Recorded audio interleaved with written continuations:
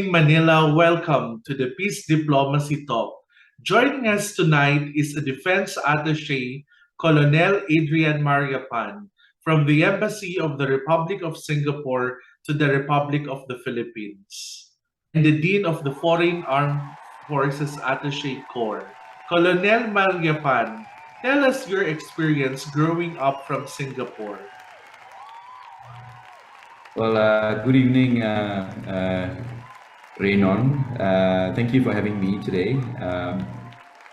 My experience, growing up in Singapore, it's actually, quite mixed. I think people would, obviously relate Singapore to be a, country that is, doing well economically and all that stuff. So here's my experience. I was born in '77, right? And so my growing up years was actually in the '80s, which was a great time for Singapore, to be honest. We were actually doing very well. It was a boom time, if you want to call it that. We were doing well manufacturing, industrial, and we were building, tall, financial business buildings and all that. I think what was going on at that time is that the the middle class population was acceptable, starting families was expanding and growing. My experience was that true for the larger part of my background is that my family was not well to do or middle class. Father was a sole breadwinner. Growing up, I had a sister at that time before father. So we used in a small there's no house, it's just one house. It is a public housing. So we didn't have a specific room or anything like that. We all slept on the same bed. There was a tiny hall and all that stuff. Things grew better for us. We moved to a bigger flat, and then experienced some form of middle class. I would say. Then education was something that was very clear to all of us. That is the way so that we can grow and develop.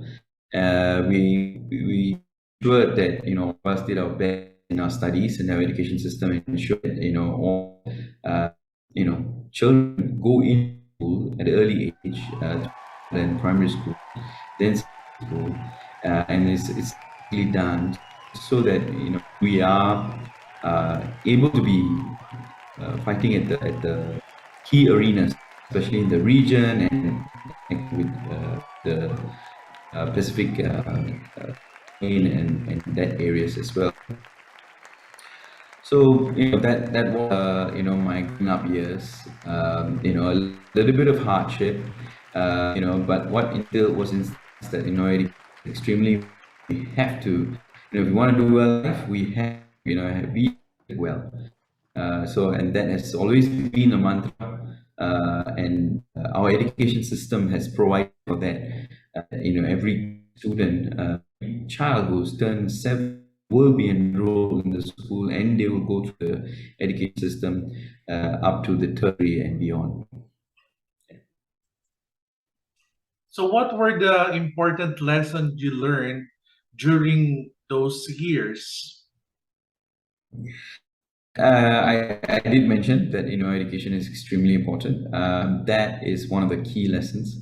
I think one of the things that we learn at a very young age is that Singapore as a country would become irrelevant if we are not useful as a hub or as a place that economy can grow.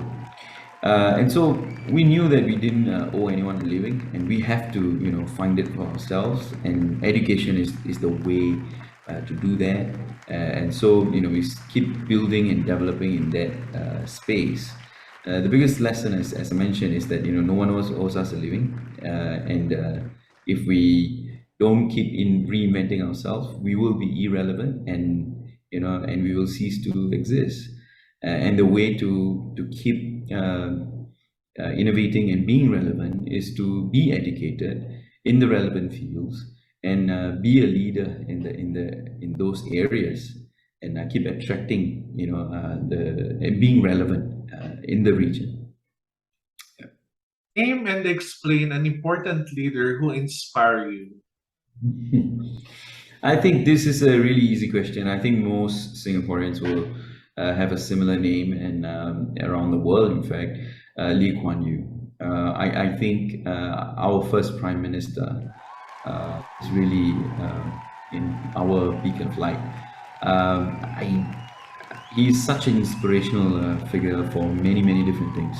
To be able to, at a very young age, to be able to bring a country that has nothing, no resources, and freshly, being born as an independent country, to bring that from a sleepy fishing village into a metropolis that we are now, which he promised that he will. I think he definitely put in the huge amount of hard work, his blood, his sweat, and his visionary leadership are things that are very inspirational to me personally. I think the way that he has a plan, and a plan ahead, and to stay above or ahead of the competition, staying relevant, as I mentioned earlier, and bringing the people along with him to seeing the same vision and achieving the goal together. I think it's a mark of a true leader, and that is why he's an inspirational leader for me. He's also a great orator.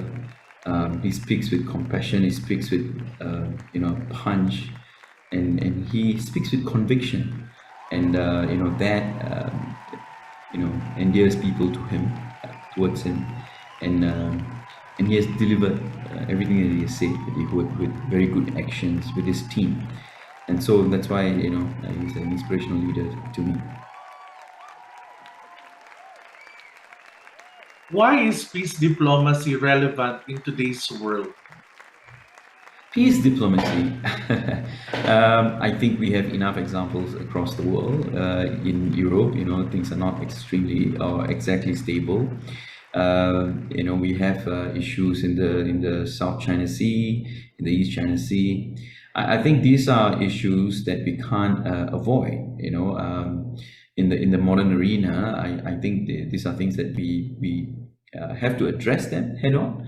But we have to be responsible actors in all situations, and that by being responsible, I think peace diplomacy should be the first tool, and that having diplomatic talks and behaving responsibly, and making sure that both can come up with a win-win situation, or any amount of nations can come out with a win-win situation, or some form of compromise, to preserve the stability and peace of the respective regions, should be more important than the individual interests,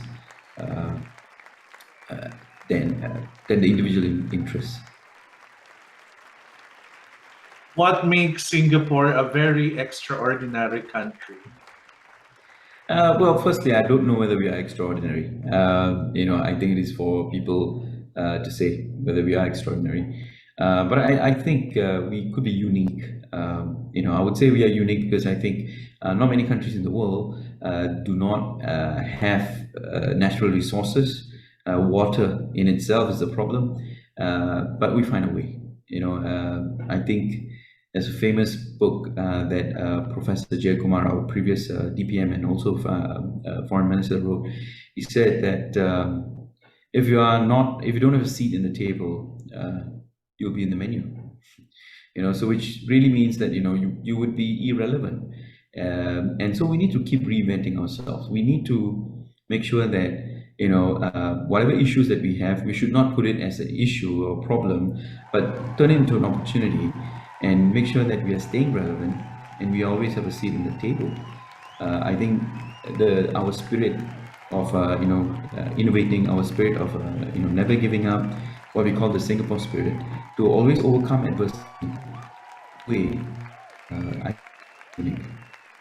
I mean, SARS example, COVID is example, and there are many other examples, which obviously other countries are doing as well.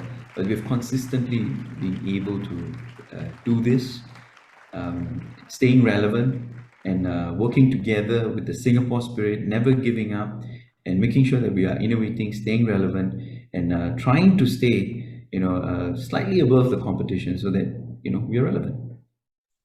Maybe that's why you're unique. Thank you very much, Colonel Adrian Mariapan. That's the Peace Diplomacy Talk for tonight. This is Rayron Del Rosario. Catch us for our next episode only here in IPDCI News Channel.